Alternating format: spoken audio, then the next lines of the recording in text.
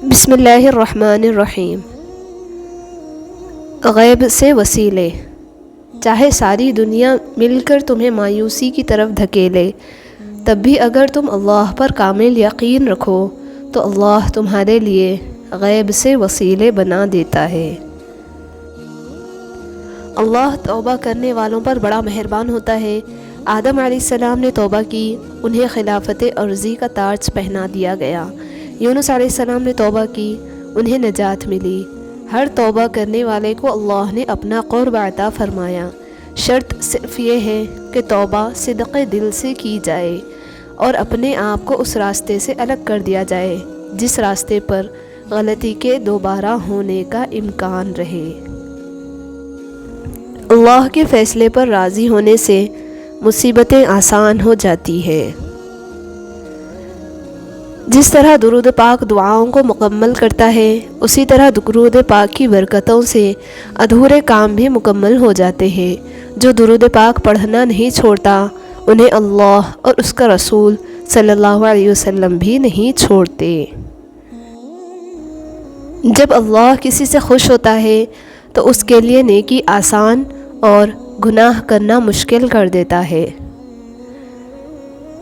Depression میں رہنا ہے تو ہر بات پہ ماضی کو کوستے رہے، پریشان رہنا ہے تو ہر وقت مستقبل کی فکروں میں پڑے رہے، لیکن اگر سکون میں رہنا ہے تو جو لمحہ اس وقت مٹھی میں ہے اس کو پوری طرح سے جی لے۔ شکوہ شکایات۔ اگر کبھی آپ بہت قریبی شخص کی وجہ سے پریشان یا اداس ہو تو اس شخص کے ساتھ گزرے اچھے وقت، اچھی یادوں کو یاد کر کے خوش ہو جایا کرے۔ شکوے شکایات تعلقات کو خراب کر دیتے ہیں۔ دولت کی نمائش وہی لوگ کرتے ہیں جن کے پاس دولت کے سوا اور کچھ بھی نہیں ہوتا۔ اپنے نقصان پر ہرگز غمزدہ نہ ہوا کرو، کیونکہ اللہ آپ سے اس وقت تک کچھ واپس نہیں لیتا جب تک اس سے بہتر آپ کو عطا نہ کر دے۔ انسان جتنا بھی گنہگار ہو، اللہ پاک اس کے لیے دعا کا راستہ اور رزق کا دروازہ کبھی بند نہیں کرتا۔ کچھ لوگ آپ کو بھی نمک ہی سمجھتے ہیں، جسے اپنی مرضی سے جب دل چاہا تب حسب ضرورت اور حسب ذائقہ استعمال کر لیا۔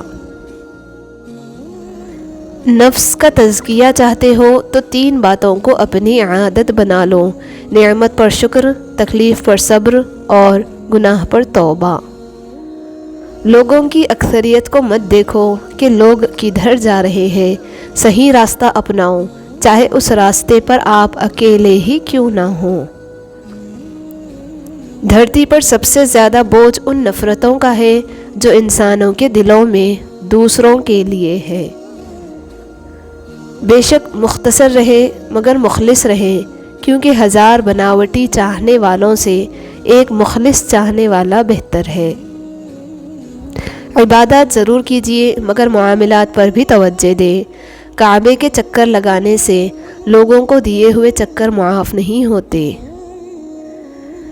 پیسے کا محتاج۔ افسوس کہ میں نے خونی رشتوں سے لے کر روحانی تعلقات تک سب کو پیسے کا محتاج پایا۔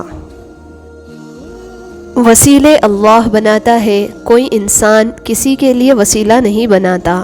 اللہ تعالیٰ کسی کو وسیلہ بنا دیتا ہے، ورنہ انسان کسی کو کچھ نہیں دے سکتا۔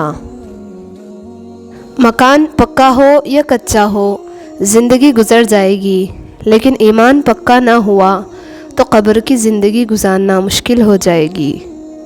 میرے اچھے وقت نے دنیا کو بتایا کہ میں کیسا ہوں، اور میرے برے وقت نے مجھے بتایا کہ دنیا کیسی ہے۔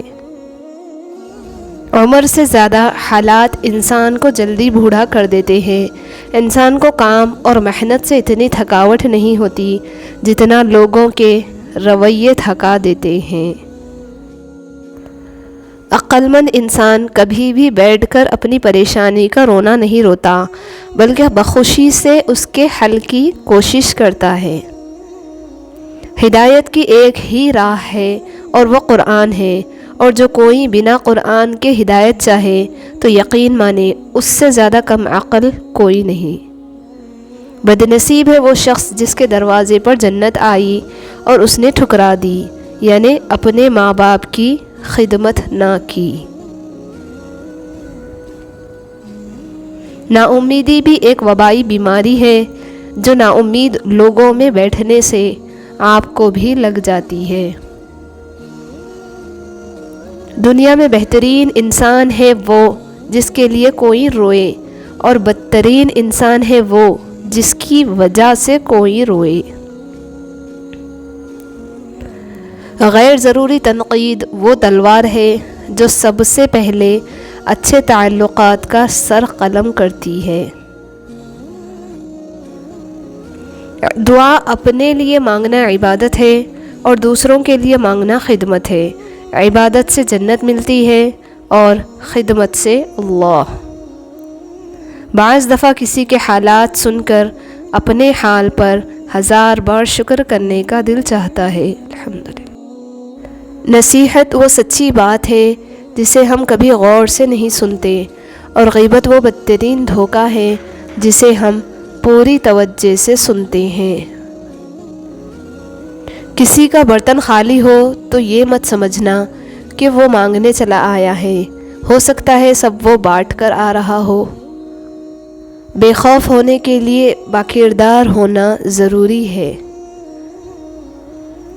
آپ اپنی زندگی سے بھلے خوش نہ ہوں، پر کچھ لوگ ایسے بھی ہیں جو آپ جیسی زندگی کے لیے ترستے ہیں۔ اگر تم قرآن کو آنکھوں سے دیکھو گے تو الفاظ نظر آئیں گے، دماغ سے دیکھو گے تو علم نظر آئے گا، دل سے دیکھو گے تو محبت نظر آئے گی، اور اگر اپنی روح سے دیکھو گے تو تمہیں خدا نظر آئے گا۔